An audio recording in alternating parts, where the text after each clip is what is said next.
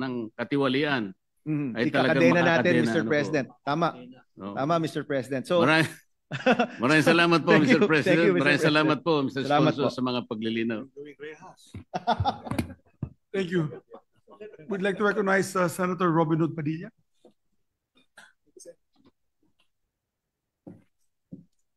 Maraming salamat po, Ginoong Pangulo, at sa ating ginang mayorya. Ako po'y magtatanong lang ng isang tanong lang po sa ating mula sa bayani ng edukasyon, ngayon naman po sa bayani ng pagkakadena. Yes, Mr. President. Opo, ako po ay natutuwa at ito po ay sinuportahan ng ating Pangulo. At congratulations po. Ito pong tanong ko po ay patungkol lamang po sa laging problema ko po ito sa 3 taon, mag-4 na taon na po ako dito sa Senado. Lahat po ng ahensya may problema sa public information. Yes. Kapag meron na pong batas na napakaganda na pumasa, hindi po nalalaman ng taong bayan. Opo. Ito po bang ating panukala na ito? Makikiating na po ako. Opo. Dahil ako po'y #1 supporter nyo rito. Co-author, Mr. President. Opo.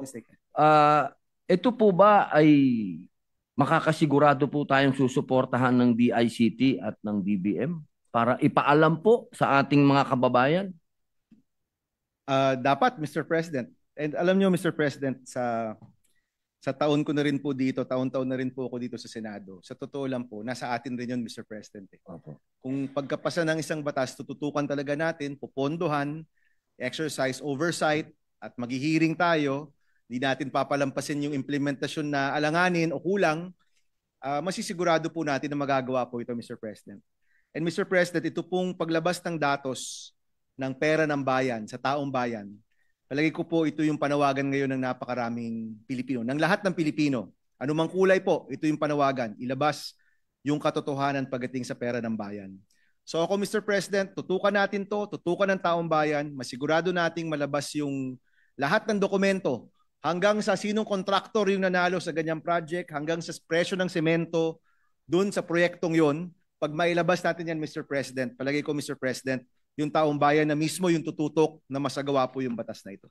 Bali, ibig sabihin po, yung DICT, magkakaroon po sila ng pagtuturo sa ating mga kababayan kung paano nila, alam mo, maging searchable siya, dapat, maging Mr. President, accessible siya. Opo. Dapat, Mr. President. Opo. Ito po ba isa paraan ng cellphone din? Alam niyo naman pong kababayan natin laging nasa cellphone. Yes, Mr. President, nung ginagawa ho natin yung hearing at yung TWG at kasama ho kayo dun sa mga hearing na yon, yung na-imagine po natin, Mr. President, may nakita kang classroom, eskwelahan, tapos hindi na buo yung classroom. Maraming ganun, Mr. President, di ba? Pwedeng picturean ng mamamayan at doon lalabas magkano yon, sino yung proponent, sino yung contractor, 'di ba? May QR code pati yan, history Mr. po, President. pati history. Kailan dapat to completed, sinong pumondo, lahat 'yon, Mr. President, makikita, no? And yung ganung klaseng impormasyon ay kapangyarihan para sa taong bayan, Mr. President. Marami po ito pong mga na-uncover na anomalya sa ating pong tanggapan, dahil po yan hindi transparent yung mga dokumento.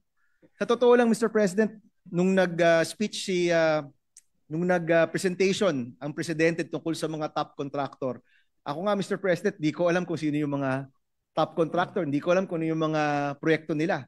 But with this bill, kung maging batas po ito, yung mga malalaking proyekto, malalaman ho natin sino ang mga contractor, magkano yung ginastos, magkano yung semento na binili para sa proyektong yon.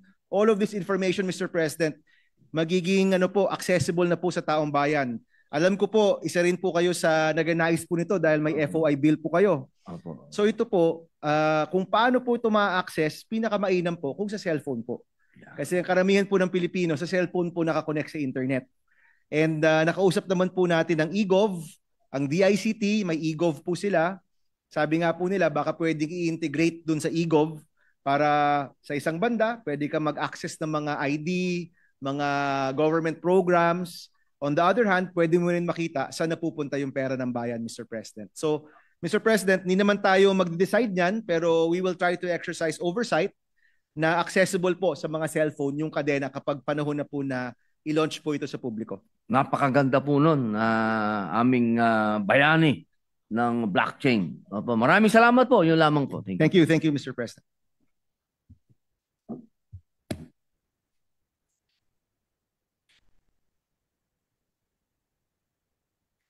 Mr. President, there being no other reservation for